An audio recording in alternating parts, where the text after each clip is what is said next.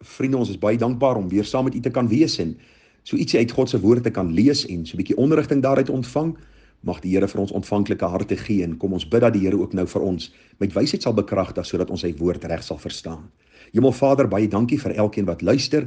Baie dankie vir elkeen wat 'n begeerte het om meer te word soos Jesus. Baie dankie dat u Gees ons oproep daartoe, maar ook ons instaatsteller is. En vra ons nou dat u woord 'n landingsplek in ons harte sal vind om vrug te dra, ja 30, 60, 100voudig tot u eer en tot verheerliking van u naam. Amen. Nou vriende, ons het gister bietjie gepraat oor hierdie koninklike kleed, het ons dit genoem, van liefde. Vir u gesê in die boodskappe wat verby is, het Paulus vir ons kom leer uit Kolossense 3 vers 12 dat ons moet beklee met innerlike ontferming, goedertierenheid, nederigheid, sagmoedigheid en lankmoedigheid. Het ek vir u gesê, hierdie woordjie beklee is om soos 'n vuil kledingstuk uit te trek en 'n skoon een aan te trek.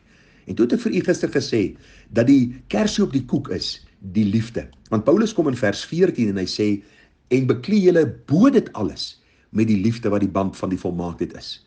U sal onthou, ek het gister vir u gesê, vriende, dat ons kan al hierdie deugdes probeer uitleef. As ons nie die liefde het nie, dan is ons 'n klinkende metaal of 'n lydende simbaal. Met ander woorde, dan maak ons eintlik maar net geestelik klomp lawaai. Ons het gister gevra, of die vraag gevra en probeer beantwoord, wat verstaan ek onder die Bybelse begrip van liefde, of wat is liefde?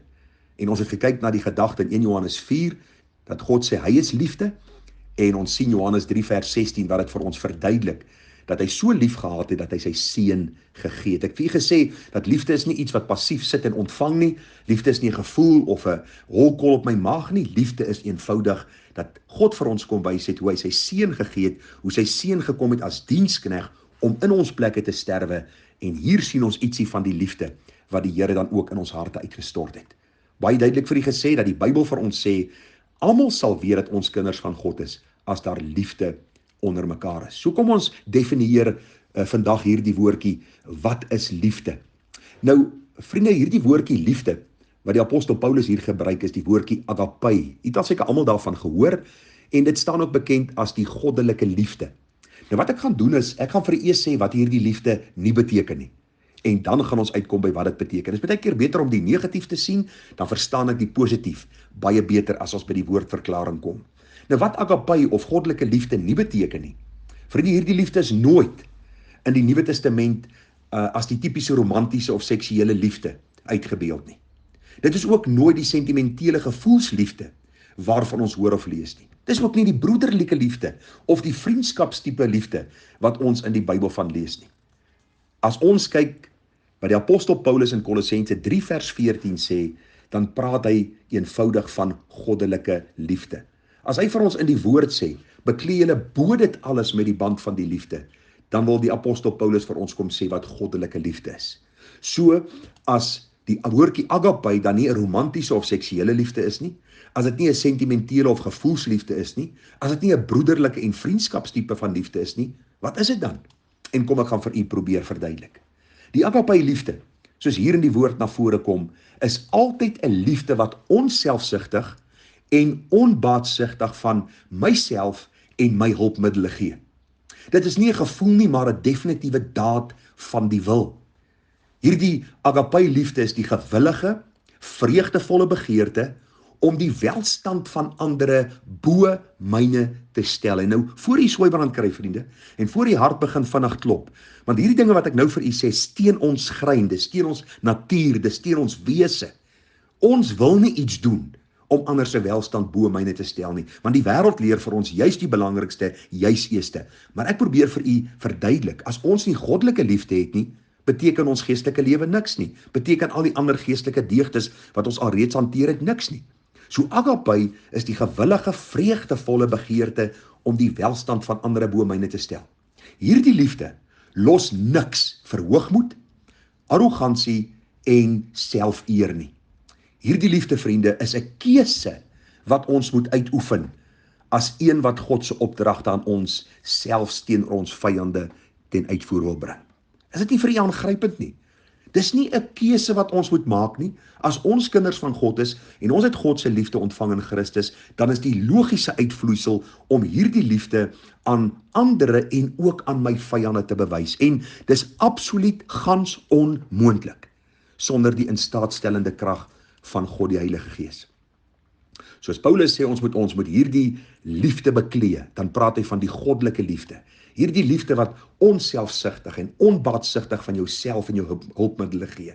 Dis nie hierdie gevoel nie, maar 'n daad van die wil wat ek uitoefen om so die Here te verheerlik. Ek praat baie met huwelikspaartjies, mense wat getroud is 10 en 15 en 20 jaar, en een van die grootste dinge wat ontbreek is die liefde. En as jy met hulle begin praat oor die gedagte van liefde, dan sien jy dat hulle liefde eintlik verstaan het as 'n gevoel. Toe ek hierdie man sien of toe ek hierdie vrou sien, toe voel ek goed oor hulle en my maag het so draai gemaak, en 3 jaar in die huwelik kom jy agter maar die gevoel is nie meer daar nie, en dan dink jy die liefde het verdwyn. Dis omdat mense 'n Hollywood verstaan van liefde het. Vriende, die Bybelse ding van liefde is dat jy lief sal hê deur te gee van jouself, al kry jy nie terug nie. Wat het u en ek vir Christus gegee? Dat hy ons moes lief het. Wat het ons gedoen om sy aandag te trek? Waarom het hy sy liefde oor ons uitgestort? Het u die antwoord? Ek het hom ook nie. Al wat ek weet is ek verdien die hel, maar ek ontvang nou die hemel, omdat God my lief gehad het in Christus. Ek was op pad na die ewige verdoemenis en ek was op pad na die hemel, omdat die Here sy liefde oor my uitgestort het in sy seun. U sien, hierdie liefde, vriende, is nie om vir hulle om te gee met wie jy saamstem, of die wat met jou saamstem nie. Hierdie liefde is nie 'n manipulasie van mense om my, om hulle te verander soos ek wil hê hulle moet wees nie. Hierdie liefde is gee sonder om terug te verwag. Gee al verdien die ander een dit nie. Gee tot ek nie meer kan gee nie. 'n Gee van myself, soos Jesus ook gedoen het. En nou stik u miskien aan iets, en u dink by uself, wat praat hierdie predikant? Wat is fout met hom? Niemand kan so lief hê nie. Daar is u verkeerd. God het vir ons in Jesus die voorbeeld kom stel, hoe hy ons so lief gehad het. Ons sien praktiese voorbeelde in die Bybel, soos die apostel Paulus en die apostel Johannes, wat vir ons hierdie liefde prakties kom illustreer het. En dan sien ons deur die kerkgeskiedenis, mense wat hulle lewe opofferend gegee het vir die saak van die Here, om die liefde van die Here aan ander te bewys. Efesiërs 5 vers 25 sê, manne, julle moet julle eie vroue lief hê, soos Christus ook die gemeente lief gehad en homself daarvoor oorgegee het. Sien jy weer? Ons moet lief hê, soos wie? Soos Christus. En wat het hy gedoen? Hy het sy lewe gegee. Weer 'n keer die gedagte van opoffering, die gee van myself, 'n daad van die wil om te sê, ek gaan hierdie persoon lief hê, omdat die Here vir my die opdrag gee. En omdat ek God lief het, en hy sy liefde in my hart uitgestort het, wil ek hierdie liefde aan ander bewys, al kos dit my 'n prys. En ek wil vir u sê, sonder die krag van die Heilige Gees, sal ons dit nie kan doen nie. So kom ons vat gou saam. Wat verstaan ons onder die Bybelse begrip van liefde, of wat is liefde? Dis eenvoudig om te gee. Dis 'n onbaatsigtige liefde. Dis iets wat ek absoluut uit die krag van die Heilige Gees tentoonstel aan hulle wat met my skouers skuur. Dis iets wat nie verdien kan word nie. Dis iets wat ons gee vir mense, al verdien hulle dit nie. Dis presies wat ons van God ontvang het. Onverdiende guns, onverdiende liefde. 'n Liefde wat ewigdurend sal wees, totdat ons hom die dag sal sien in sy heerlikheid soos hy is. Daarom wil ek jou vra, as jy vanmôre met haat stoei, met nyd, met 'n gevoel in jou hart teenoor mense, en jy behoort aan die Here, dan vra ek vir jou, gaan op jou knie en vra, Here, bring 'n goddelike verandering in my siel, sodat ek kan lief hê, soos u ook vir my lief gehad het. Nou, ons gaan bietjie môre kyk na die gedagte van, hoe beoefen ek hierdie liefde in my daaglikse lewe? Ek gaan vir u 'n praktiese paar riglyne gee, en die gebed van my hart is dat die Here vir ons ryklik sal seën, en dat ons ook sal sien, dat God se liefde is kosbaar, en hierdie liefde moet ons uitleef, sodat ander kan sien, ons is volgelinge van Jesus. Nou vriende, mag die Here vir u ryklik seën in hierdie dag, en mag hy vir u wysheid gee, om te lewe om so sy naam te verheerlik. Mooi dag vir u verder. Tada!